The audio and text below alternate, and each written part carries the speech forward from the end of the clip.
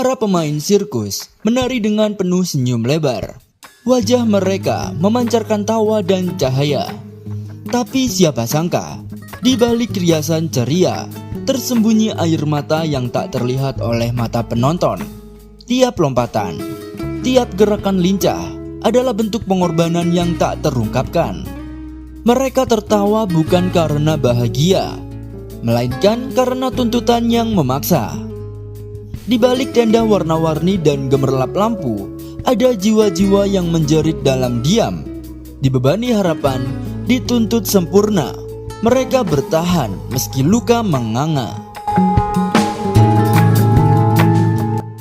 Inilah dibalik berdirinya Oriental Circus Indonesia atau OCI.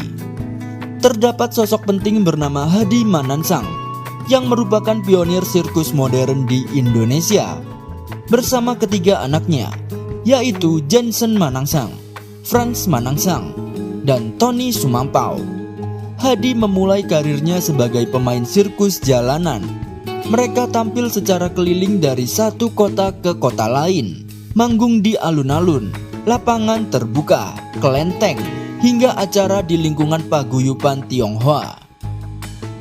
Pada periode 1963 hingga 1964, Hadi merintis sebuah klub sirkus bernama Bintang Akrobat dan Gadis Plastik. Kelompok ini menjadi cikal bakal dari Oriental Circus Indonesia. Kemudian pada tahun 1972, klub tersebut berganti nama menjadi Oriental Circus Indonesia atau OCI dan mulai menunjukkan ciri khas pertunjukan profesional. Namun, beberapa sumber mencatat bahwa OCI secara formal mulai aktif sejak 1967. OCI dikenal luas karena pertunjukan akrobatik yang menakjubkan, perpaduan seni sirkus klasik dengan teknologi modern, dan keragaman atraksi lainnya mulai dari akrobat, badut, hingga pertunjukan hewan terlatih. Seiring waktu, OCI menjelma menjadi grup sirkus profesional yang menyelenggarakan lebih dari 25.000 pertunjukan di berbagai kota, baik dalam negeri maupun luar negeri, dengan total penonton jutaan orang.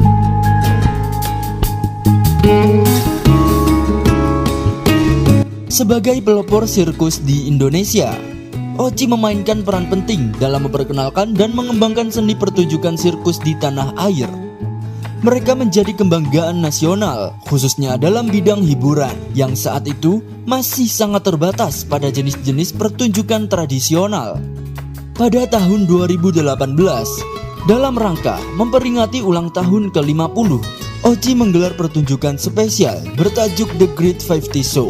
Pertunjukan ini menjadi tonggak penting dalam sejarah OCI karena menandai perubahan besar dalam konsep pertunjukan mereka. Dalam hal tersebut adalah tidak lagi menggunakan satwa liar dalam atraksi, sejalan dengan meningkatnya kesadaran publik dan kebijakan pemerintah terkait kesejahteraan hewan.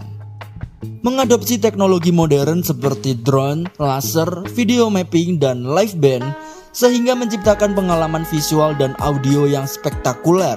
Langkah ini mendapat apresiasi luas dari berbagai kalangan, termasuk masyarakat terkait kesejahteraan satwa liar Indonesia, karena menunjukkan komitmen terhadap perlindungan hewan, serta kepatuhan pada kebijakan nasional tanpa melibatkan eksploitasi hewan. Tapi, bukan berarti semua eksploitasi berhenti. Di balik tenda sirkus, muncul suara-suara yang selama ini dibungkam. Mantan pemain sirkus yang dulunya anak-anak kecil datang dan cerita. Mereka ngaku dipisahkan dari orang tua, disuruh kerja sejak umur 4 tahun, tidak dibayar, tidak disekolahkan, bahkan tidak tahu siapa diri mereka sebenarnya. Ada juga yang disiksa, disetrum, bahkan dipaksa makan kotoran hewan. Wah, gila kan?